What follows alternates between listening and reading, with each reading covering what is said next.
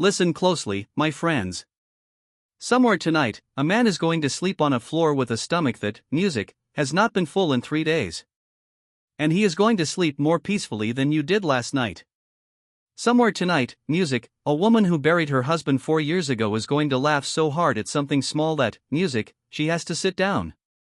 And somewhere tonight, you with your bed, your food, your working legs, music, your phone full of people who love you are going to lie awake replaying a comment someone made about you 6 hours ago. Music, this is not a coincidence. This is not luck. This is not some genetic gift handed to a fortunate few while the rest of us were, music, left out in the cold. It is habit. It is choice. Repeated, music, so many times it stopped feeling like choice at all. And, music, in the next few minutes I am going to hand you the exact 7 habits that separate the people who wait quietly for a life they cannot, music, name from the people who wake up already at peace with the one they have. Music, I want to warn you before we start. This is not going to be soft. I am not here, music, to give you 8 minutes of vague comfort so you can close the tab feeling nice for an hour and change nothing. Some of what I say today is going to sound, music, like it is speaking directly about your life because it is.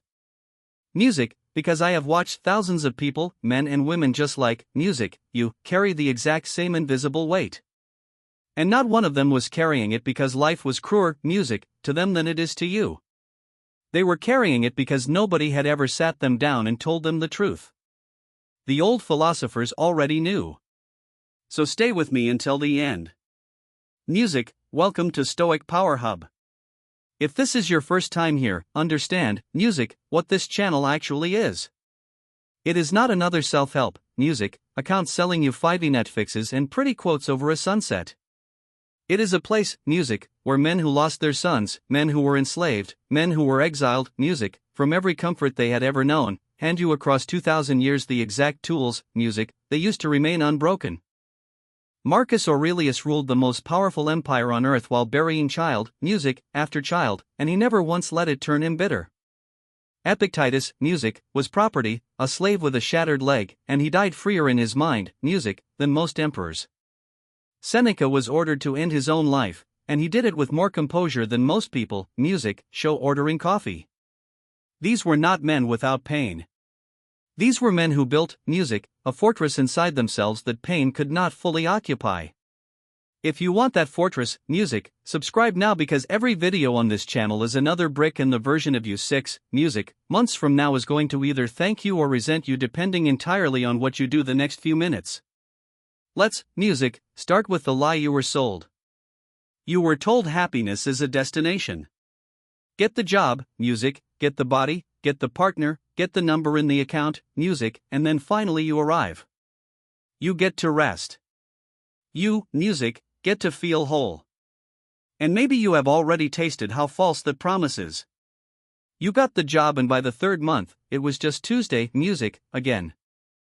You got the relationship and the butterflies dissolved into routine, music, within a year.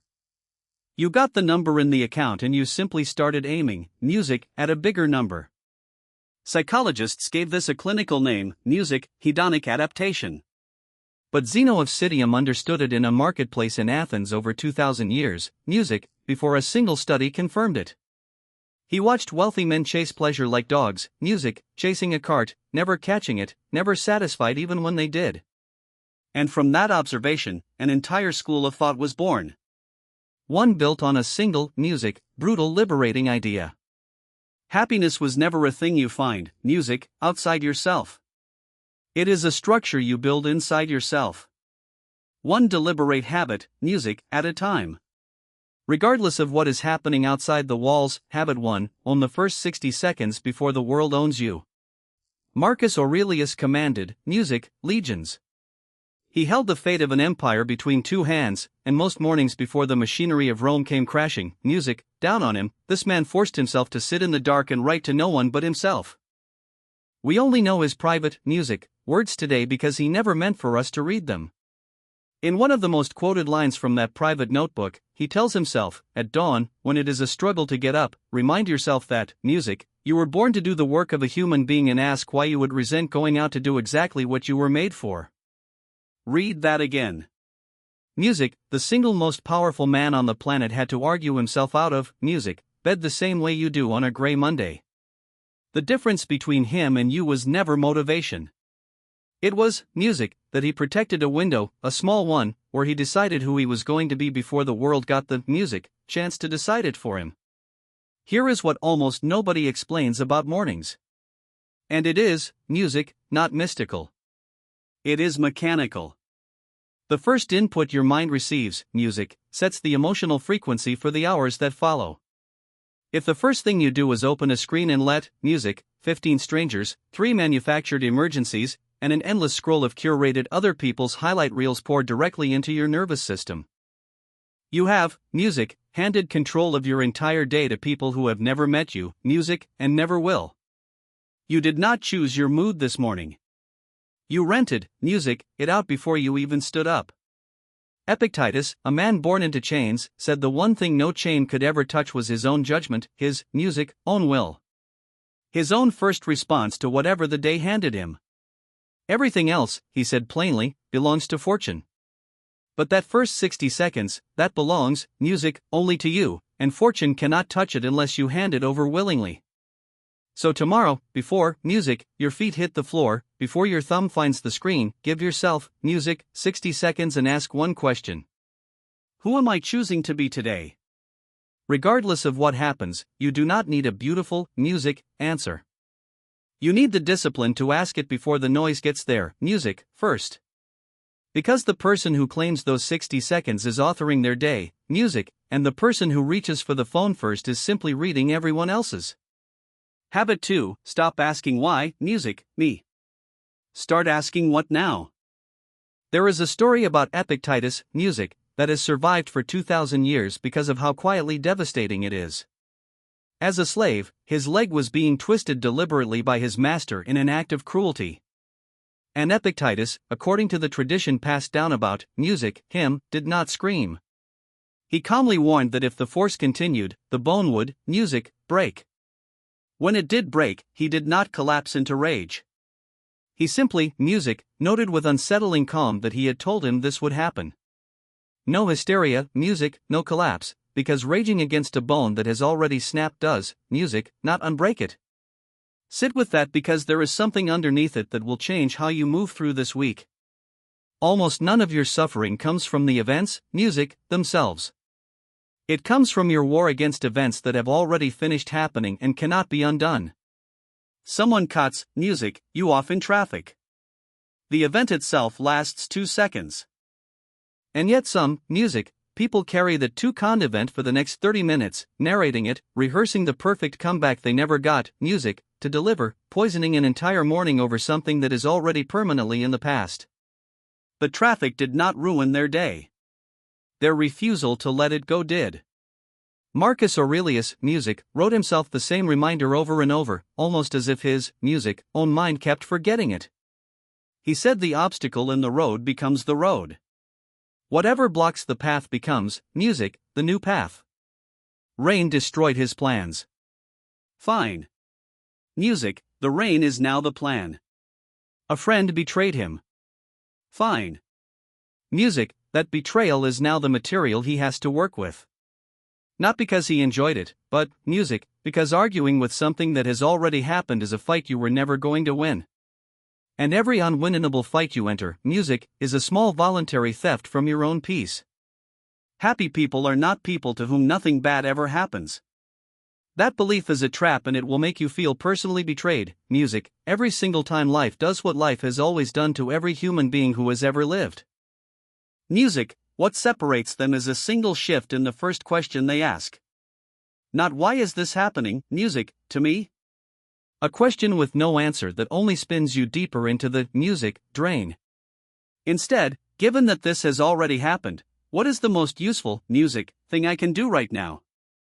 That shift costs nothing and it returns to you almost immediately.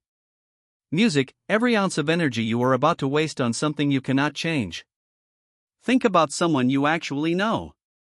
Maybe it is you, music, who lost a job and spent the next 6 months replaying the unfairness of it, the office, music, politics behind it, the name of the person who should have been let go instead. That replaying has never once returned a single job to a single person. It only, music, extends the original injury month after month, long after the actual, music, event ended in a single afternoon.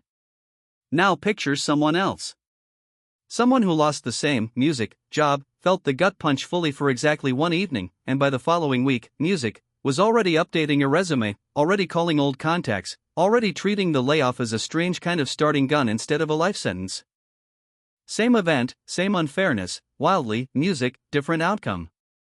The difference was never luck. It was which question got asked, music, first. Cryopus, the philosopher who took Stoicism from a promising idea and, music, built it into a rigorous system of logic, argued that our emotional reactions are not caused directly, music, by events, but by the judgments we silently attach to them in the, music, instant after they happen. The traffic itself is neutral. The insult itself is neutral. It is the, music, verdict you hand down in the half-second afterward. This should not be happening to me. That, music, manufactures the suffering that follows. Change the verdict and you change, music, the entire emotional weather system that follows it. This is not a comforting, music, bedtime story. It is closer to a mechanical fact about how a human mind actually works. One Chrysippus was mapping, music, out in careful detail centuries before anyone had the word psychology. Try this the next time, music, life knocks something out of your hands this week. Give yourself 60 real seconds to, music, feel it. Stoicism was never about pretending you feel nothing. That is a lazy misreading of the philosophy. Feel it fully, honestly, music, for 60 seconds. And then ask the only question that has ever mattered. What now? You, music, will be shocked at how much of your own strength returns to you the moment you stop arguing with a war that is already over. Habit 3. Draw, music, the line between what is yours and what was never yours.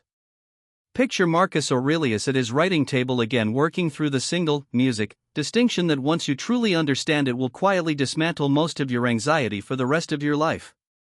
Some things, he wrote, are, music, up to us. Our judgments, our effort, our own conduct, our own choices, music, and some things are simply not up to us. Our reputation in the mouths of strangers, the opinions, music, of people who barely know us, the outcome of an effort we have already given everything, music, to. Here is the part almost nobody says clearly enough. An enormous share of your unhappiness right now, music, today is not coming from anything that happened to you. It is coming from the energy you keep pouring into things, music, that were never yours to control in the first place. Count it honestly. How much of your mental bandwidth, music, today has gone toward a stranger's opinion of you online? Music, a sea orker who may or may not actually like you? An economy you cannot, music, personally steer?